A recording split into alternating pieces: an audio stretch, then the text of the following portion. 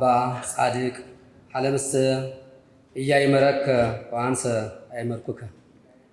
ወሉሂ አይመሩከ ከማ አንተ ፈነውከኒ ወነገርኩዎሙ ስመከ ዋዲ ነግሮሙ። ብፁዕ ወቅዱስ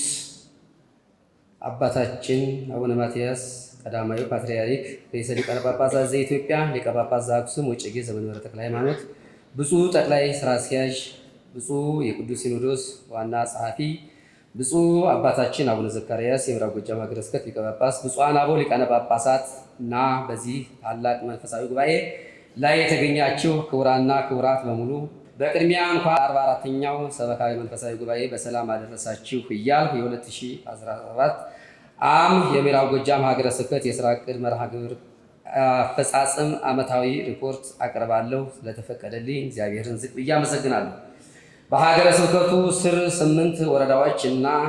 910 አብያተ ክርስቲያናት ይገኛሉ። በኦርቶዶክሳዊት እናት ቤተ ክርስቲያን መንፈሳዊ አገልግሎት በማግኘት ላይ ያሉ ምዕመናንና ምዕመናት በድምሩ 1,260,218 ሲሆኑ ከነዚህም መካከል አንጋፋ ሊቃውንት ያሉበት የሊቃውንት መፍለቂያ ቤተ ጉባኤ የሚገኙበት ሀገረ ስብከት ነው። ይህም ሀገረ ስብከት በአንጋፋው ሊቅ በብፁዕ አባታችን አቡነ ዘካርያስ እየተመራ ይገኛል። በመሆኑም ብፁዕ አባታችን አርቆ በማሰብ ዘመኑን በዋጀት በሚሰጡት አባታዊ መመሪያ መሰረት በ2017 የበጀት ዓመት የሀገረ ስብከቱና በ8ቱ ወረዳዎች ስር የሚገኙ የአብያተ ክርስቲያናቱን አቅምና ምጣኔ ሀብት ነባራዊ ሁኔታ መሰረት በማድረግ የሚከተሉትን ዋና ዋና ተግባራት ተከናውነዋል። ከእነዚህም መካከል የብፁዕ አባታችን ሐዋርያዊ ጉዞን በተመለከተ ታላቁና አንጋፋው ሊቀ ጳጳስ ብፁዕ አባታችን አቡነ ዘካርያስ በክልሉ የተከሰተው የሰላም እጦት ሳይበግራቸው እመኒ አድወከ ባሕረ አፍላጋትኒ እያሰቡከ ወእመኒ አድወከ እሳተ ነበልባልኒ እያዋየከ ስምዐነ አምላከከ ሀሎኩ ምስሌከ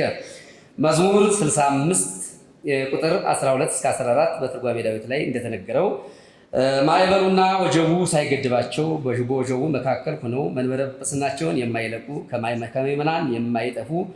እውነተኛ ሐዋርያዊ አባት በመሆናቸው ለምዕመናን ቃለ እግዚአብሔር ከመመገባቸውም እና ከማጽናናታቸውም በላይ አዲስ ቤተ ህንፃ ቤተ ክርስቲያን ሰርተው ይባርኩልን፣ ቅዳሴ ቤቱን ያክብሩልን ብለው ጥሪ ሲያደርጉላቸው ተራራውን ወጥተው ቁልቁለቱን ወርደው ግንባታቸው ተጠናቆ ለምረቃ የተዘጋጁ 7 አብያተ ክርስቲያናትን ባርከውና ቀድሰው ታቦታቱ ወደ አዲሱ ህንፃ ቤተ ክርስቲያን እንዲገቡ አድርገው አሁን አገልግሎት ላይ እየሰጡ ሲሆን በተጨማሪም 6 አብያተ ክርስቲያናትንም ደረጃቸውን ጠብቀው ለሚገነቡ አዲስ ዘመናዊ ህንፃ ባርከው የመሰረት ድንጋይ ያስቀመጡና በአበይት በዓላት በጥንታውያን ገዳማት አድባራትና አብያተ ክርስቲያናት በመገኘት በሰፊው ለሊቃውንቱና ለህዝበ ክርስቲያኑ ትምህርተ ወንጌል ቃለ ሜዳን ሰጥተዋል። በቡሬ ወረዳ ስር በአባይ በረሃ ውስጥ ቃቦ የተባለ በሚጠራው አዲስ ዘመናዊ ህንፃ ቤተ ክርስቲያን ተሰርቶ ወቅታዊ ችግር ሳይገድባቸው አዲሱን ህንፃ ቤተ ክርስቲያን ባርከው ታቦታቱ ወደ አዲሱ ህንፃ እንዲገቡ አድርገው በዚያውም በአካባቢ የሚኖሩ ኦሮሞኛ ተናጋሪ ኦርቶዶክሳውያን ስላሉ እንዳይቸገሩ በማሰብ በራሳቸው ቋንቋ እንዲገለገሉ ለ25 ደቀ መዛሙርት ዲቁና ለ10 ዲያቆናት ቅስና ሰጥተዋል። ስብከተ ወንጌልን በተመለከተ የስብከተ ወንጌል አገልግሎት ለምዕመናን በስፋት ለማዳረስ ብሎም ወቅቱና ጊዜው የሚጠይቀውን መንፈሳዊ ስልት ተጠቅሞ ስብከተ ወንጌል ምዕመናንን ከእግዚአብሔር ጋር የሚያስተዋውቅና የሚያገናኝ፣ የራቀውን የሚያቀርብ፣ የተበተነውን የሚሰበስብ፣ ያዘነውን የሚያረጋጋ፣ ተስፋ የቆረጠውን ተስፋቸውን የሚያለመልም፣ ከገቢረ ኃጢአት ወደ ገቢረ ጽድቅ የሚመልስ በመሆኑ በሁሉም አድባራት የስብከተ ወንጌል አገልግሎት ተደራሽ ለማድረግ በበጀት ዓመቱ በስፋት ተሰርቷል። በሀገረ ስብከቱ የሚተዳደረው ምስራቀ ፀሐይ አቡነ ቶማስ መታሰቢያ የአራቱ ጉባኤያት ቤት ጉባኤ ቤት ከተመሰረተ ጀምሮ በርካታ አይናማ መምህራን አፍርቶ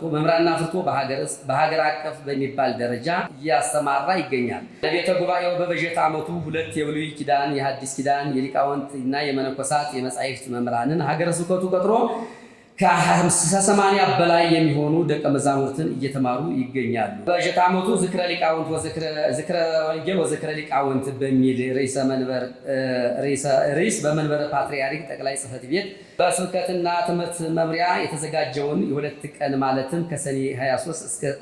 ሰኔ 24 ቀን 2017 ዓ.ም የነበረውን ጉባኤ በአገባቡ ተሳትፎ የመምሪያ ኃላፊው ከተመለሱ በኋላ ተልእኮውን በሁሉም ወረዳዎች በደብዳቤ ተተላልፏል። በበጀት ዓመቱ ለ4 ዓመታት ብሉይና ሐዲስ ይማሩ የነበሩ ደቀ መዛሙርት በቁጥር 28 የሚሆኑ በባሕታዊውና በሊቁ በብፁዕ አባታችን አቡነ ዘካርያስ ተመርቀው በየአድባራቱ ተመድበው በስራ ላይ ይገኛሉ። ምስራቀ ፀሐይ የአራቱ ጉባኤ ቤቱን የበለጠ ለማጠናከር በማሰብ ከበጎ አድራጊ ድርጅቶች ከሁሉም ምዕመናን በተገኘ 4 ሚሊዮን ድጋፍ የቤተ ጉባኤውን ወፍጮ ለመትከል 8 ክፍል ቤትና ስቶር እየተገነባ ሲሆን ይህንን የአንበሳውን ድርሻ የወሰዱት ታላቅና ሊቁ ብፁዕ አባታችን አቡነ ዘካርያስ ስለሆኑ አቤት ሊያመሰግንልን ይገባል። በደንበጫ ወረዳ በጽርሐ አርያም ደንበጫ ቅዱስ ሚካኤል ደብር እና በቡሬ ከተማ ጽርሐ አርያም ቡሬ መድኃኔዓለም ካቴድራል የሐዲሳት ቤተ ጉባኤ ተመስርቶ በርካታ ደቀ መዛሙርት እየተማሩበት ይገኛሉ። በቡሬ ከተማ ጽርሐ አርያም ቡሬ መድኃኔዓለም ካቴድራል የሚገኘው የሐዲሳት ጉባኤ እንዲሁ 2 ወፍጮ ቤት ተተክሎ ለጉባኤ ቤቱ ተበርክቷል ማለት ነው።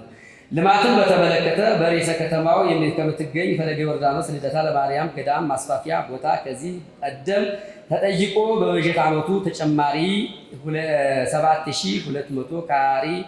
ቦታ በካርታ ፕላን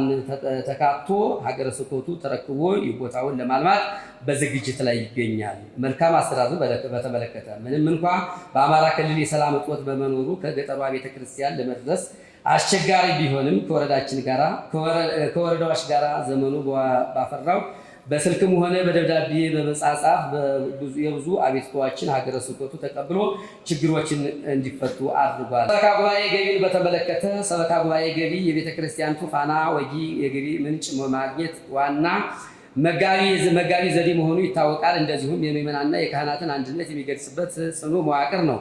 ሆኖም በበጀት ዓመቱ የገቢ እቅድና የጊዜ ሰሌዳ መለኪያ አዘጋጅቶ በማንቀሳቀስ የምዕራብ ጎጃም ሀገረ ስብከት